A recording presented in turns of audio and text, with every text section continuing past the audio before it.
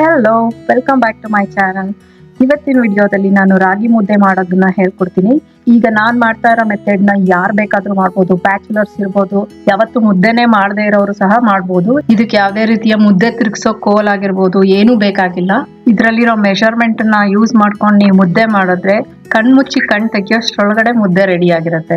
ರಾಗಿ ತುಂಬಾನೇ ನ್ಯೂಟ್ರಿಷಿಯಸ್ ಮತ್ತೆ ಹೆಲ್ದಿನೂ ಕೂಡ. ಇದರಲ್ಲಿ ಫೈಬರ್, ಕ್ಯಾಲ್ಸಿಯಂ, ವೈಟಮಿನ್, ಮಿನರಲ್ಸ್ ಎಲ್ಲ ಇರುತ್ತೆ. ಅದಷ್ಟೇ ಅಲ್ಲದೆ ರಾಗಿ ಮುದ್ದೆ ಲೋ ಕ್ಯಾಲೋರಿ ಫುಡ್. ಯಾರಾದ್ರೂ ಡಯಟ್ ಮಾಡ್ಬೇಕು, ತೂಕ ಇಳಿಸ್ಬೇಕು ಅಂತ ಇದ್ರೆ ಇದನ್ನ ಖಂಡಿತ ಟ್ರೈ ಮಾಡಿ.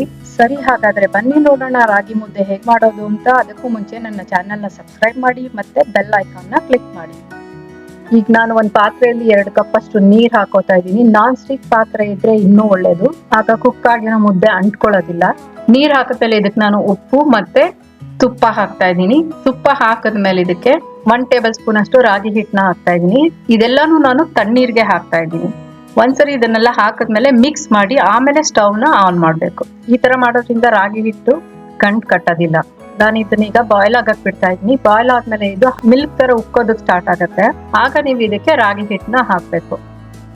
ಈಗ ಹೀಟ್ನ ಸ್ವಲ್ಪ ಕಡಿಮೆ ಮಾಡಿ 1 ಕಪ್ ಅಷ್ಟು ರಾಗಿ ಹಿಟ್ಟನ್ನ ಹಾಕ್ತಾ ಇದ್ದೀನಿ. ಹಿಟ್ಟನ್ನ ಹಾಕದ್ಮೇಲೆ ಅದ್ರ ಪಾಡ್ಗದು 1 ನಿಮಿಷ ಕುಕ್ ಆಗೋಕೆ ಬಿಟ್ಬಿಡ್ಬೇಕು. ಕುಕ್ ಆದ್ಮೇಲೆ ಇದನ್ನ ನಾನು ಹ್ಯಾಂಡ್ ಮಿಕ್ಸರ್ ಇಂದ ತಿರುಗಿಸ್ತಾ ಇದ್ದೀನಿ. ಎಲ್ಲಾರ ಮನೇಲೂ ನಾರ್ಮಲಿ ಹ್ಯಾಂಡ್ ಮಿಕ್ಸರ್ ಇದ್ದೇ ಇರುತ್ತೆ.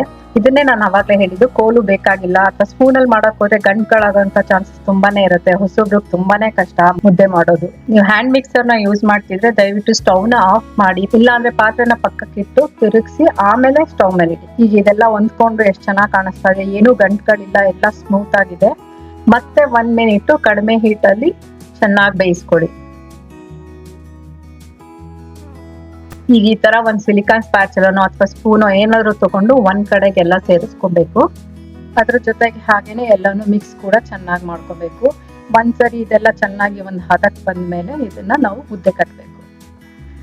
ನಾನ್ ಮುದ್ದೆ ಕಟ್ಟಕ್ಕೆ ಇಲ್ಲಿ ವುಡನ್ ಚಾಪಿಂಗ್ ಬೋರ್ಡ್ ತಗೊಂಡಿದ್ದೀನಿ. ನೀವ್ ಬೇಕಾದ್ರೆ ಪ್ಲೇಟ್ ಅಲ್ಲೂ ಸಹ ಕಟ್ಬೋದು. ಬೋರ್ಡ್ನು ಸಹ ಒದ್ದೆ ಮಾಡಿ ಮತ್ತೆ ಕೈನೂ ಸಹ ಒದ್ದೆ ಮಾಡ್ಕೊಂಡು 2 ಪೋರ್ಷನ್ ಮಾಡ್ಕೊಂಡು 2 ಮುದ್ದೆಗಳನ್ನ ಕಟ್ಬೋದು. ಇಲ್ಲಾಂದ್ರೆ ತುಂಬಾ ದೊಡ್ಡ ಸೈಜ್ ಮುದ್ದೆ ತಿಂತೀರಾ ನೀವು ಅಂದ್ರೆ ಒಂದೇ ಮುದ್ದೆನ ಮಾಡ್ಬೋದು. ಇದು ಬಿಸಿ ಇರೋವಾಗ್ಲೇ ಮುದ್ದೆನ ರೌಂಡ್ ಆಗಿ ಕಟ್ಟಕ್ ಸಾಧ್ಯ. ಅದರಿಂದ ತುಂಬಾನೇ ಕೇರ್ಫುಲ್ ಆಗಿರ್ಬೇಕು. ತುಂಬಾನೇ ಸುಡ್ತಾ ಇರುತ್ತೆ.